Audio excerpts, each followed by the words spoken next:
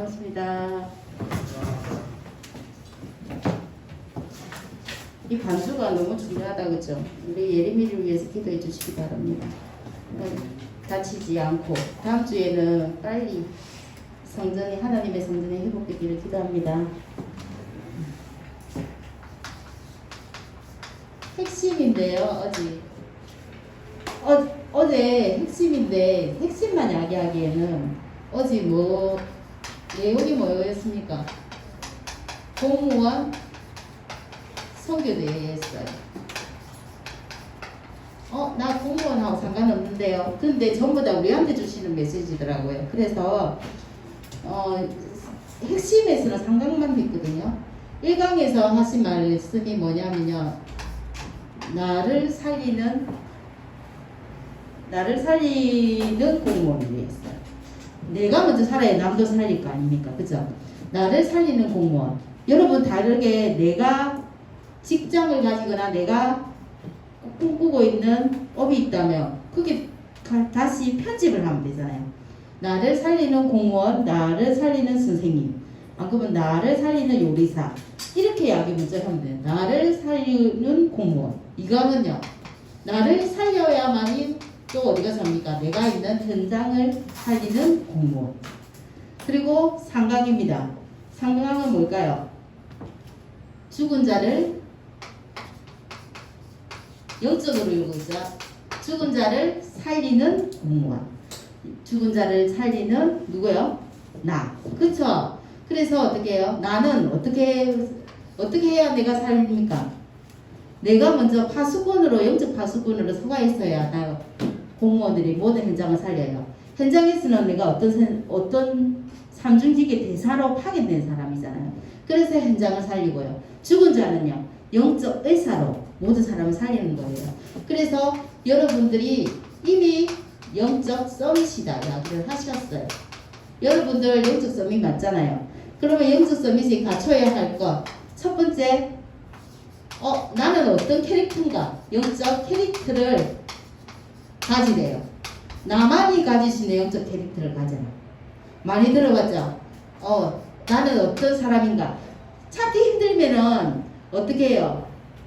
성경에 나온 7명의 렘넌트를 적용시키면 되겠잖아요. 나는 어디에 더 가깝고, 나는 이 사람이 어떻게 하는 전도 방법이 좋고, 나는 이 사람이 누렸던 복음이 좋아. 그러면 7명의 렘넌트 캐릭터를 적용을 시키면 돼요. 내가 내 캐릭터를 찾기가 힘들다면. 그래서 어떻게 해요? 영적 내용이 있어야 되잖아요. 그러면 영적 메시지. 자, 이제부터 방학이 시작되면 여러분들 지금부터 이들 수련회 그리고 우리 교회에서 계속 메시지를 전달해 줄 거예요. 세계 렘넌트 대회. 그 내용을 가지고 영적 내용. 이거는 뭘로 듭니까? 하나님 말씀. 그죠? 말씀하고 영적 메시지는 또 뭐 있습니까? 여러분들이 방학이면 시간이 조금 낮잖아요. 학교 다닐 때보다. 그러니까 책으로 많이 읽고 많이 습득을 해서 내만에 가지고 있는 내용이 가지고 있으라 합니다. 그렇게 되면은 내가 뭔 됩니까? 영적 이거를 가지고 여러분이 하나님과 소통하는 영적 타임을 가져라. 우리 많이 들어봤잖아요. 가질 것이 영적 캐릭터를 가지고 영적 메시지를 가지고 그리고 영적 타임, 하나님과 소통하는 영적 타임. 이거는 뭐죠? 보좌의 능력을 보좌의 능력을 내 거로 만드는 겁니다. 그죠? 보좌의 능력. 그리고 네 번째. 그러면 영적 자세가 나온답니다. 영적 자세는 시공간을 초월하는 능력. 그쵸? 영적 자세, 우리 렘넌트 이때까지 선생님이 핵심에 나오는 이야기 계속 언약의 걸음 속에서 있으면서 갖춰야 할 걸 계속 이야기하고 있어요. 마지막으로 뭘 갖춥니까? 그러면 영적 자세를 갖추고 여러분들이 올 여름에 할 거예요. 영적 거력을 키우는 겁니다. 여러분이 영적 거력을 키워야만이 큰 거력에 많이 담을 수 있을 거잖아요. 그래서 237 5천족을 살리는 그 자리에 영적 서밋을 설 줄 믿습니다. 그래서 공무원 선교대회가 간단하게 요약했어요. 나를 먼저 살리고 현장 살리고 그리고 죽은 자를 살리는 0.14로 여러분 응답 받으시기를 바랍니다. 그리고 요번에 오늘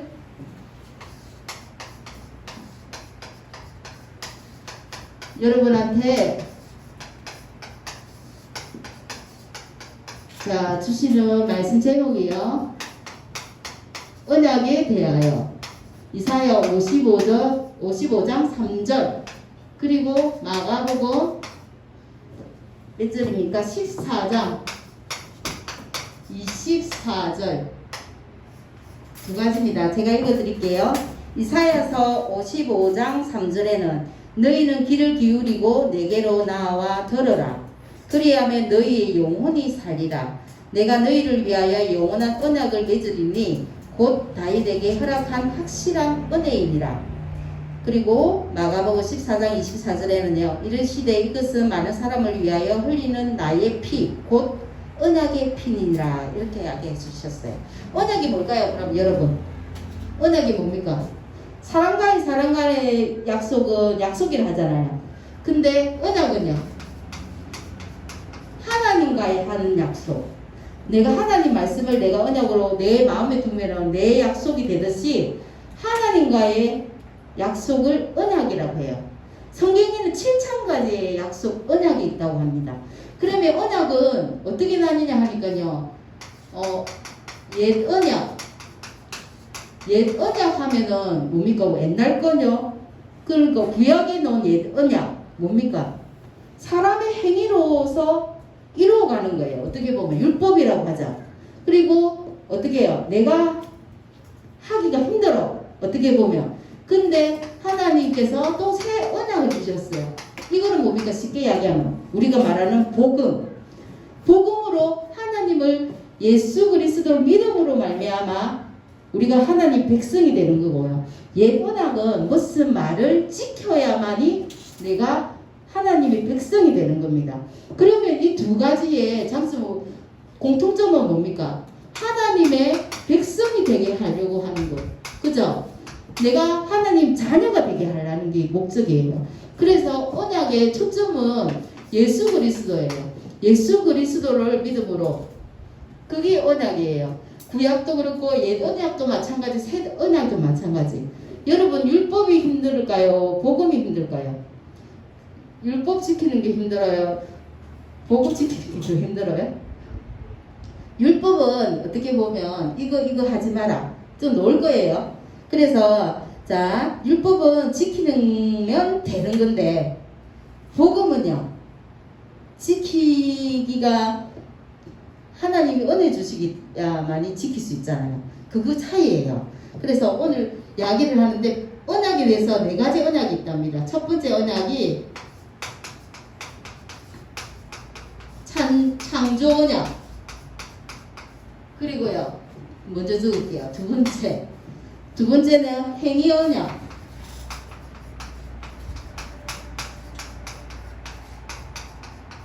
그 다음에 세 번째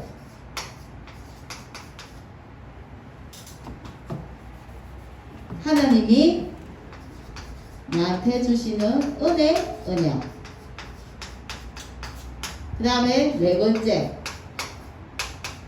시대적 언약. 시대 언약. 나한테 주는 사명 언약이죠. 이렇게 4가지가 있습니다. 오늘 언약이라는 게 하나님 말씀이고 하나님 말씀이 나한테 주신 약속 그거를 잡으시기 바랍니다. 그러면 창조 언약 하면은 여러분 대표적으로 뭐 있습니까?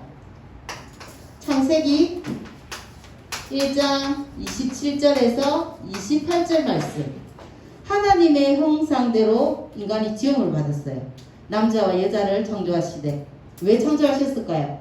모든 걸 정복하고 다스리고 번성하고 땅에 충만하라. 그죠? 모든 만물을 다스리라고 우리한테 주셨어요. 그러면 창조의 원리는 뭘까요? 새는 공중에 날아다닐 때 가장 행복하고 나무는 흙에 깊이 뿌리를 받고 내려야 행복하고 물고기는 물속에 있어야 행복하고 그럼 하나님의 형상대로 지음을 받은 인간은 하나님과 함께해야 행복하다. 이게 창조의 원리예요. 여기서 벗어나면 당장은 새가 공중에 안 날아다니고 새장에 갇혔다고 보세요. 죽어요? 죽진 않아요. 언젠가는 신음해가지고 죽을 수도 있어요. 마찬가지 물고기를 금방 물속에서 빼내면 금방 바로 죽나요? 바로 죽지 않잖아요. 어떻게 해요? 파닥파닥거리다가 몸부림치다가 끝내는 죽는 거예요. 어느 정도 생명은 있어요. 아무도 거기서 바로 뽑아서 시들지 않아요. 놔두니까 어떻게 해요? 시간이 지나면 죽는 거예요. 마찬가지 인간도 하나님을 떠나니까 당장 눈에 안 보니까 괜찮네 이거예요. 근데 어떻게 해요? 계속 있다 보니까 어떻게 해요? 하나님이 떠나니까 당연히 멸망 저주 가운데 올 수밖에 없는 거예요. 이거는 창조 원리예요. 제 말이 아니라 성경에 나와 있는 말씀이에요. 그래서 그래서 하나님이 우리한테 창조 언약을 주신 거예요. 어떻게 주셨어요? 창세기 1장 27절에 똑같은 말이죠. 남자와 여자를 창조했어요. 또 누구예요? 하나님의 형상대로. 그리고 왜 이걸 창조하셨나요? 1장 28절에 모든 만물을 다스리라고. 그리고 네 번째죠. 그러면 인간을 어떻게 창조하셨는데요? 땅에 창세기 2장 7절에 보니까 땅의 흙으로 사람을 지으시고 생기를 그 코에 불어넣으시니 사람이 어떻게 돼요? 생명이 되니라. 이렇게 말씀이 있어요. 이것이 창조 언약이에요. 이 약속을, 이 말씀을 믿어야 돼요. 내가 하나님 제일 중요한 거는 그죠? 하나님 형상되어 지음받은 우리 렘넌트들이 하나님을 떠나서는 결코 성공도 없고 결코 행복도 없다. 어른들도 마찬가지예요. 그래서 우리한테 주신 것이 뭐냐면 행위 언약이에요. 행위 언약은 뭐예요? 쉽게 말하면 하지 마라. 부모님들 잘 말씀하시죠? 이거 하지 마라. 어떤 걸 해라. 이거는 해라. 이거는 하지 마라. 이건 행위에 대해서 언약을 주시는 거예요. 대표적인 것이 뭡니까? 창세기 2장 17절 말씀이잖아요. 너희가 에덴 동산의 모든 것을 만물을 다스리고 정복하고 먹을 수 있고 가시나무를 다 먹을 수 있는데 창세기 2장 17절 선악과 먹지 말라. 그죠? 행위 언약 맞잖아요. 말씀이잖아요. 이거 하지 말라. 왜요? 먹는 날에는 반드시 죽으리라. 이것을 하지 말라는 거예요. 그러면 안 하면 돼요. 근데 사람이 어떻게 해요? 하잖아요. 어떻게 누구의 유혹에 빠져가 합니까? 행위 언약은 진짜 하지 말라 해라는 게 행위 언약이에요. 그래서 먹지 말라는데 먹게 돼. 이 계약관계를 누가 깹니까? 인간이 깨요. 인간이 깨는 사건이 생겨요. 창세기 3장 1절에서 6절. 하나님 말씀에 불순종하게 되는 겁니다. 불순종하다 보니까 뭐가 들어와요? 죄가 들어오는 겁니다. 고통이 들어오는 겁니다. 그때부터 질병과 여러 가지 어려움이 들어오는 겁니다. 왜요? 어떤 상태가 되는데요? 이 고통으로 누구 때문에? 요한복음 8장 44절. 너희 아비 마귀. 이때부터 세상 신 마귀 사단이 나의 주인이 되어서 나를 다스리고 움직이는 겁니다. 왜요? 보니까 에베소서 2장 1절에서 3절 말씀 보니까 이미 우리가 죄와 허물로 죽은 사람들이에요. 왜? 하나님 말씀에 불순종하기 때문에. 그때부터 죄가 들어온 데 있어요. 이전에는 저주도 없고 재앙도 없고 아픔도 없고 슬픔도 없는 그런 상태였어요. 근데 어떻게 해요? 행위 언약을 놓치는 그 선악과 사건으로 인해서 어떻게 해요? 하나님의 그 언약이 파괴가 되는 겁니다. 여러분도 하나님은 사랑의 하나님이라서 이거 하지 말라면 안 하면 되는데 하지 말라면 하면 축복받고 하지 말라면 재앙 주시나요? 그런 어마어마한 하나님은 아니세요. 하지 말라는 이유가 뭡니까? 사랑하기 때문에 하지 말라는 거예요. 부모가 채찍을 하면서 자녀한테 채찍을 하면서 이거 하지 말라고 했잖아 하면서 때리니까 우리 엄마가 나를 싫어하니까 죽으라고 그러는가 봐. 그거 아니잖아요. 자식을 사랑하기 때문에 하나님 안으로 들어오라는 거예요. 그래서 이 행위 언약을 주셨는데 그게 목적이 조금 퇴색이 되고 있어요. 그죠? 그래서 어떻게 해요? 죄와 허물로 죽었던 우리를 살리셨어요. 왜? 반드시 죽는다 했는데 반드시 죽었잖아요. 영이 죽었잖아요. 하나님이 영이 우리를 떠났잖아요. 그래서 어떻게 해요? 세상 품 속에 묶여버렸잖아요. 우리가 묶인 상태가 되는 겁니다. 묶인 상태가 되고 본질상 진노의 자녀가 되는 거예요. 그때부터 고통이 시작되는 겁니다. 어떻게 보면 이 행위 언약은 아까 이야기했잖아요. 선생님이 율법은 뭐뭐 하지만 어떻게 보면 이게 행위 언약이 율법에 가깝잖아요. 율법이잖아요. 그죠? 그러면 율법은 하지 말라는 거 안 하면 돼요. 그러면 복음은요? 복음은 우리 랩런트들 복음이니까 프리하게 생활하는데 선생님은 복음이 더 어렵다고 생각해요. 예를 들어서 도둑질 하지 마라 이렇게 이야기했을 때 도둑질 안 하면 도둑질 안 한 거를 간주하잖아요. 행동이 안 됐으니까.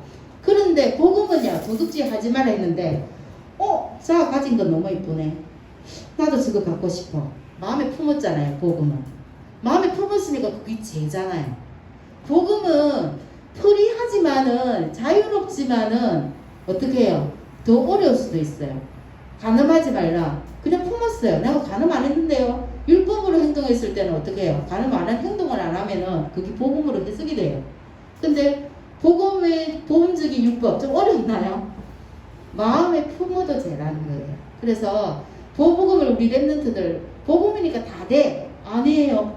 복음 안에서 여러분이 바로 쓰시기 바랍니다.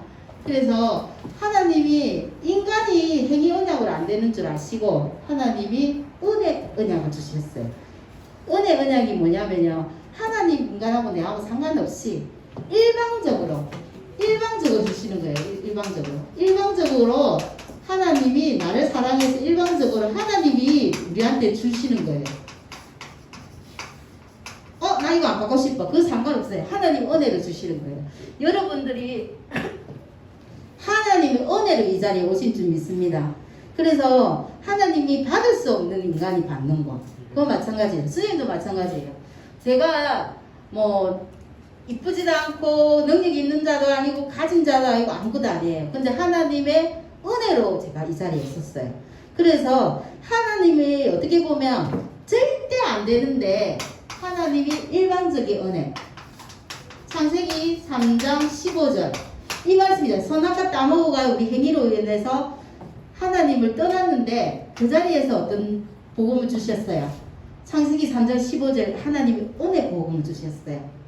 내가 너로 여자와 원수가 되게 하고 네 후손도 여자의 후손과 원수가 되게 한다. 어떻게? 여자의 후손은 너의 머리를 상하게 할 것이요 너는 그의 발꿈치를 상하게 할 것이니라 하면서 창세기 4장 누구를 보내신다고요?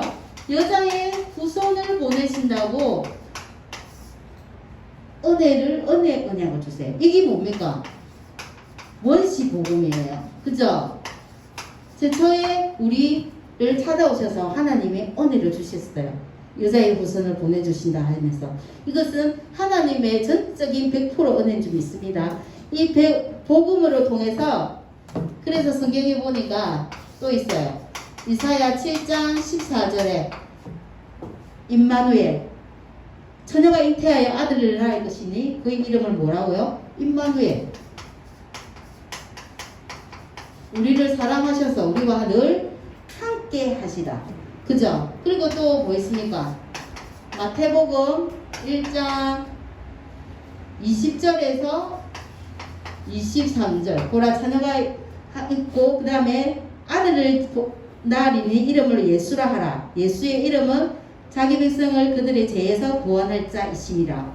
이렇게 이야기했어요. 그리고 21절 보니까 예수라 하라 이 말이 나오고요. 22절에 보니까 선지자로 하신 말씀을 뭐한다? 이루려고 한다.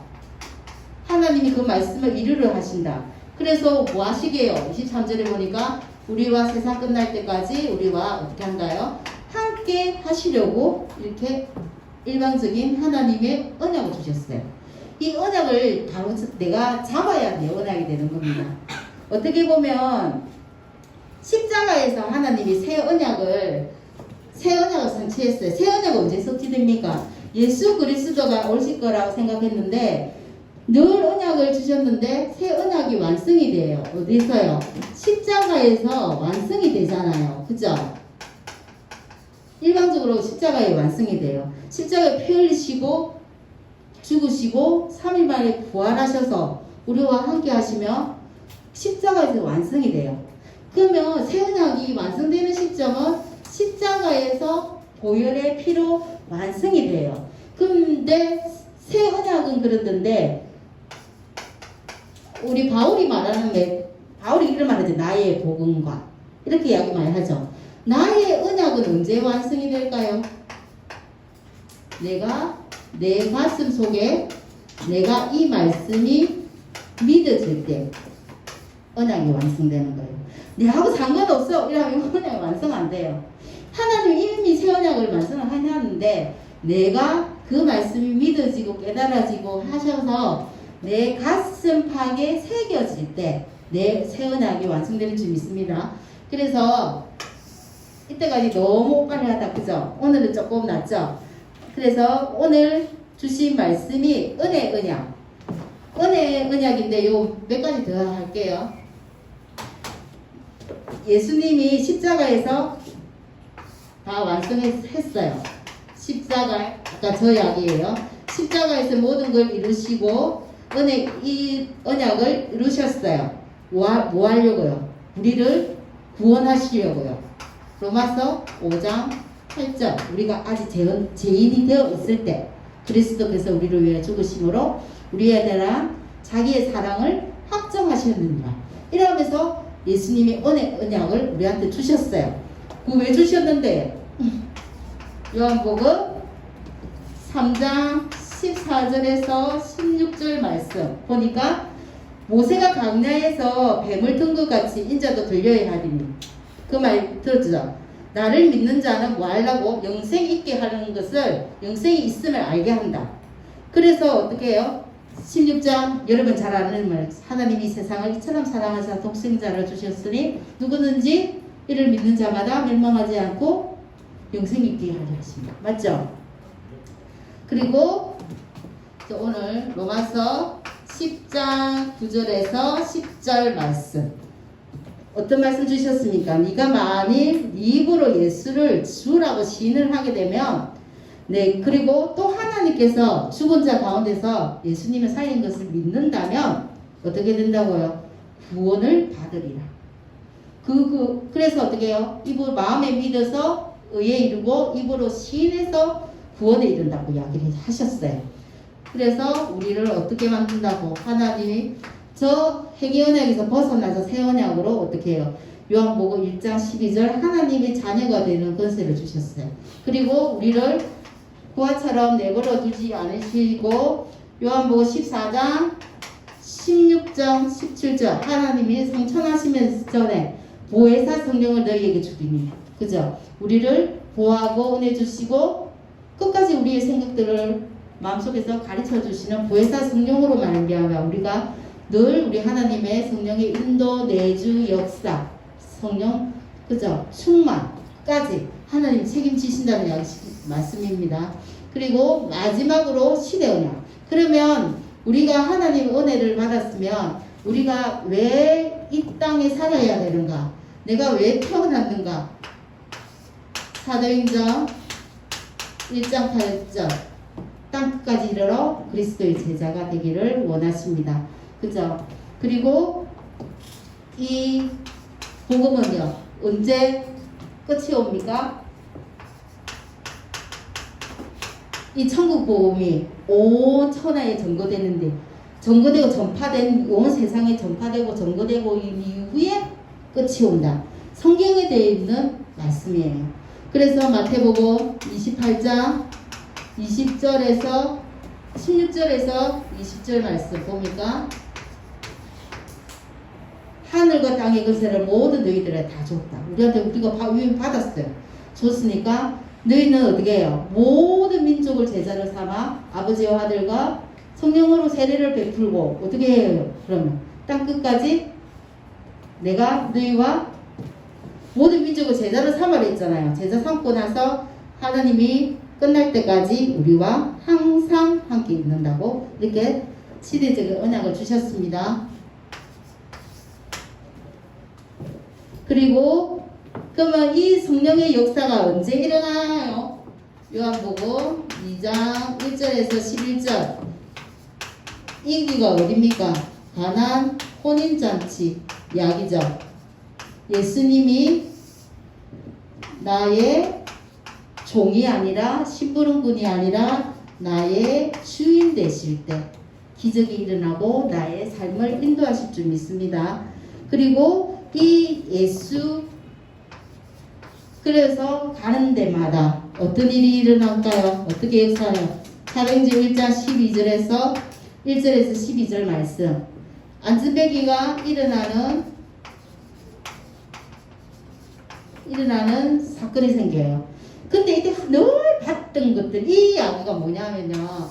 안전뱅이가 예수 이름으로 일어나 걸었다. 그것도 중요해요. 그런데 내가 예수님을 주인으로 모시고 다니니까 똑같은 현장이었는데 어떻게 해요? 보는 시야가 달라진 거예요.